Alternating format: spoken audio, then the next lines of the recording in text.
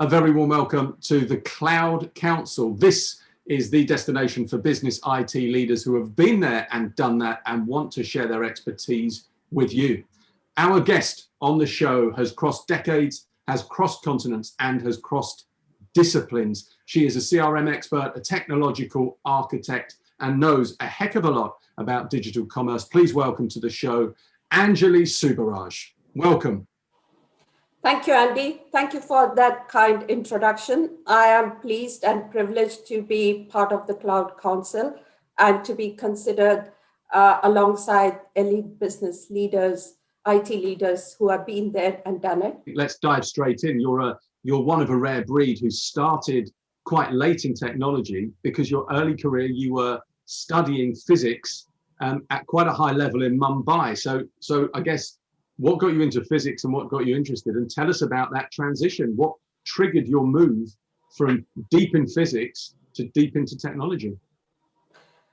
I think as a child, when I grew up and in school, my brain always worked in a structured manner. It was always attracted to logical subjects like maths and physics. I found maths to be somewhat abstract. So when I went into,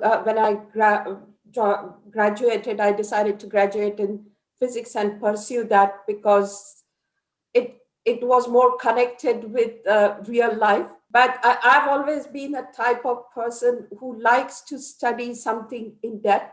Once I pick up a subject, I like to get in depth into that subject. And so after finishing my post-graduation, the next challenge was to get deeper, pick up a discipline from physics and get deeper into it. So I got into PhD.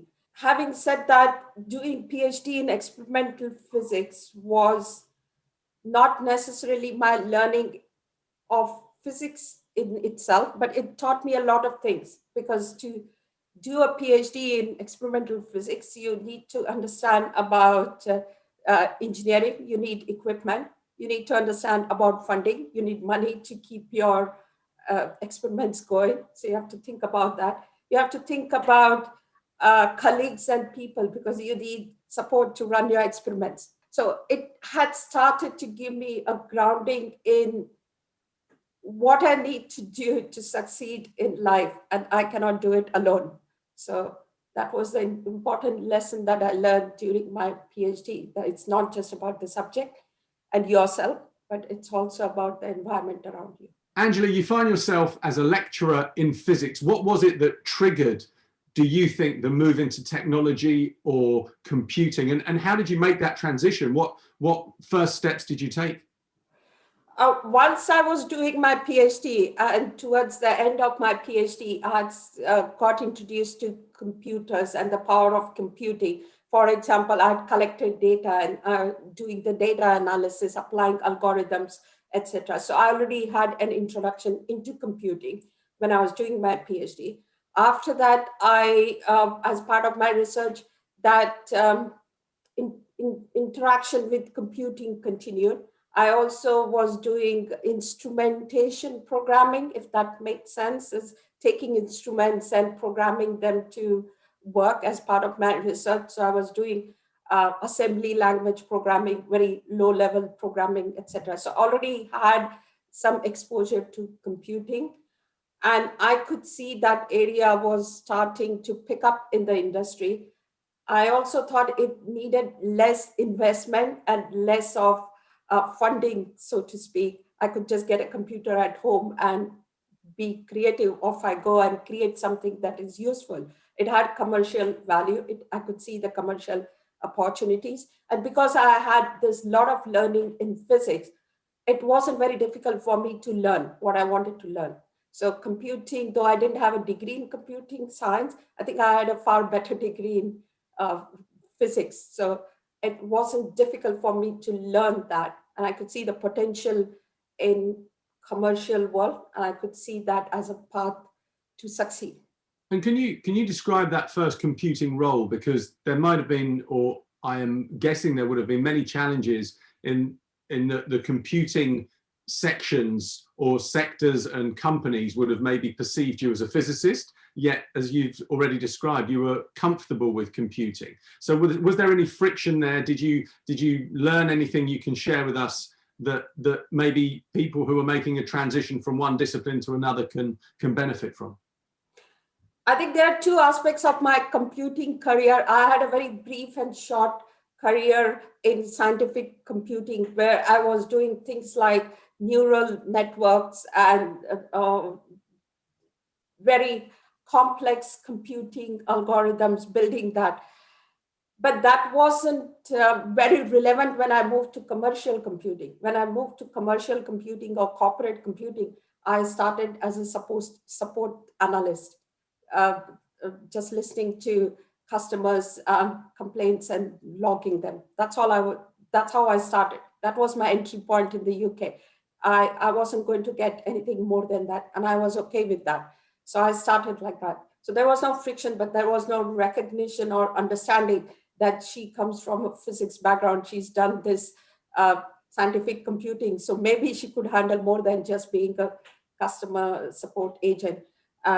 So I think that's how I started, and I was okay with that because my lessons in life have been that it is not just about your knowledge, your learning, your skills, or your technical skills. You need a lot more to succeed and establish yourself. And that theme has continued throughout. So I was okay to do that role, get to understand how the industry works, what else do I need to do to succeed, and then take it from there. Now, you're someone who absolutely loves learning. I mean, you're passionate about coaching oneself, and I know in another episode we're going to unwrap that in a bit more detail. But in terms of encouraging some of your colleagues, particularly some of the younger colleagues who are looking up to you because of the richness of your career, how do you foster those relationships? Do you feel passionate that you need to be a mentor to younger women and men in technology? Or are you finding people are approaching you and asking you questions? I think I don't go proactively and tell people that you need to do XYZ to progress your career. It's more often than not, they come and ask me questions, and it's young students to young professionals, all ranges.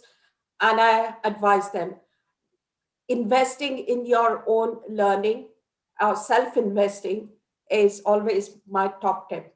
That don't often individuals think that the companies have to send them on training program. They have to give them time, which is fine. You pursue that path, but spend some of your own time. And it doesn't take a lot of money. It just takes time to learn something new.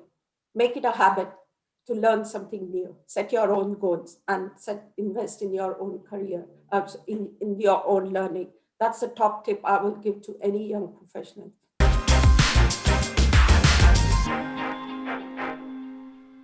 Anjali Subbaraj, these are your binary questions. Steve Jobs or Elon Musk? Steve Jobs.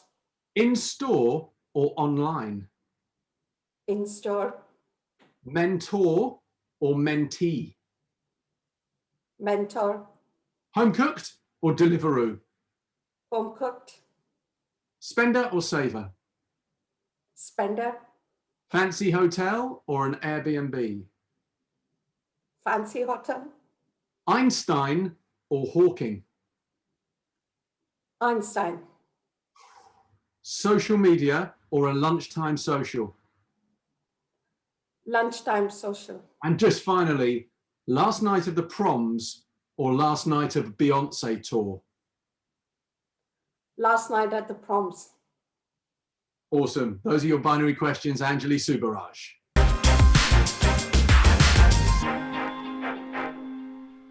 Anjali, you've mentored people, you've been someone who's looked up to role models in various sectors, but in terms of career direction and getting the necessary support, particularly as a woman, do you think things have changed dramatically, or do you think that there's still a lot to be done in order to make sure that the she-can-do attitude you talk so highly of is actually a lot more integrated into most organizations?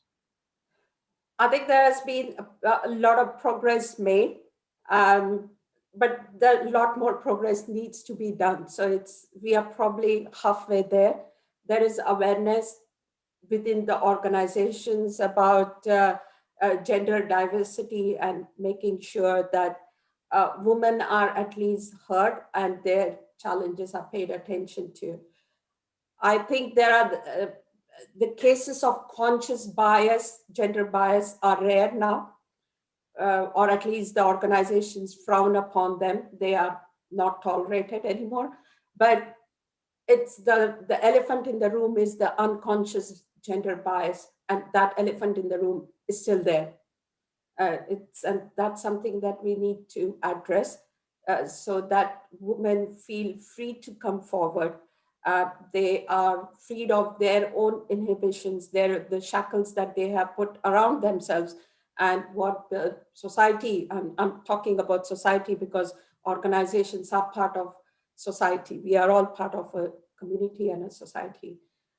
They also need to look into themselves, inside them, and let go of their unconscious biases as well, which is harder to do.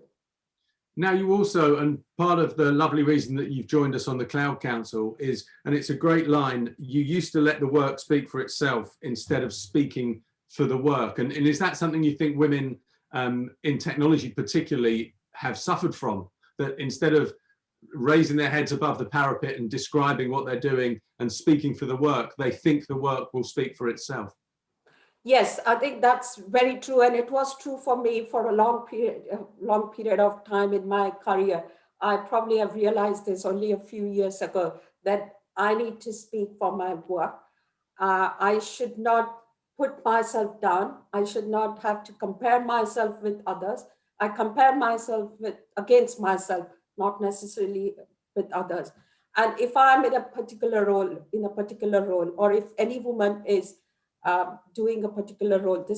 I'm talking from tech roles perspective, because that's where my experience is.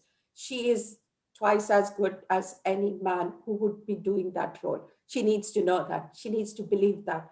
The organization leaders, the managers have to recognize that she has the capabilities and skills that that are far superior to any man who would occupy that position. So that lack of self-belief is an inhibition or a challenge that women have to tackle themselves. They have to believe in themselves. They have to speak about their work. And it's speaking about your work is not just about speaking about it to your managers or superiors. That's a limited mindset. You speak about your work to your colleagues in maybe another department, or go out and write blogs on social media like LinkedIn Professional social media. Talk to students, talk to junior professionals. So there are so many different ways in which you can talk about your work. You have to just make a start somewhere, and automatically it will expand. People will notice. And do you find when you do that, you're getting positive feedback and creative ideas? Very much so. So I started doing this a few years ago, and I had the opportunity. There was opportunity in front of me. It so happened I just decided to grab that opportunity, and I started exactly the way I described, that I started to talk about my work, not to my managers or superiors, not that line of command per se within organization, but to other people. I started to explain about what is a CRM to, let's say, A-level students when I was going out as a volunteer to explain to them technology careers. I started writing small blogs. I started interacting with my colleagues from the business side, or management who didn't want to know anything about technology, but I made sure that they understand. And then it built up from there. And the response was always positive. There was also feedback about, you're being complex, you're being very technical, can you simplify? So that was a good feedback for me to take on board, because that told me that I need to simplify and explain in a language that people can relate to. So that was a good feedback. But of course, it was positive. Everybody was interested. They wanted to know what technology is and how does it work. So it sounds to me that you're not only passionate about collaboration, but from your work environment, and also I believe in your leisure where you're involved in creative writing, communities very much appeal to you. So I wanted to, I guess, ask to wrap up a really fantastic episode with you, Anjali, just what communities bring and do for you, and also if you can help us understand the best way to build those communities and engage with the ones that exist. I think communities have, I'm an immigrant in this country. So communities are the ones that have helped me survive. And even back in India, it was my, when I was doing research, it was community of the colleagues, my laboratory technicians, all those people, they helped me survive, thrive, and succeed. So whatever I am, I owe it to the community. And it's that if I owe it to them, they help me survive. So and succeed. So I have belief that I should give back to the community and help others survive, thrive, and succeed. So that acknowledgement that you don't succeed on your own, it's others that help you succeed. And whatever that others are is a community around you, or maybe several communities. Once you acknowledge that debt of gratitude to others, then you start to feel that, yes, I need to engage with the community to give back to the community and also get back from the community. I think that's a lovely way to wrap up. And hopefully if you're watching this, you're one of the people who's generous and puts in to a community, be it technology or in your leisure time, as much as you take out. So thank you very much, Anjali. It's been a pleasure speaking to you today. And if you're tuning into the next episode, we're going to be looking at some more of Anjali's professional experience. She's an expert in CRM. She can tell us a thing or two about the UK and how we innovate here, and also how you can maybe integrate your tech strategy deeper within the business. Thanks for joining us.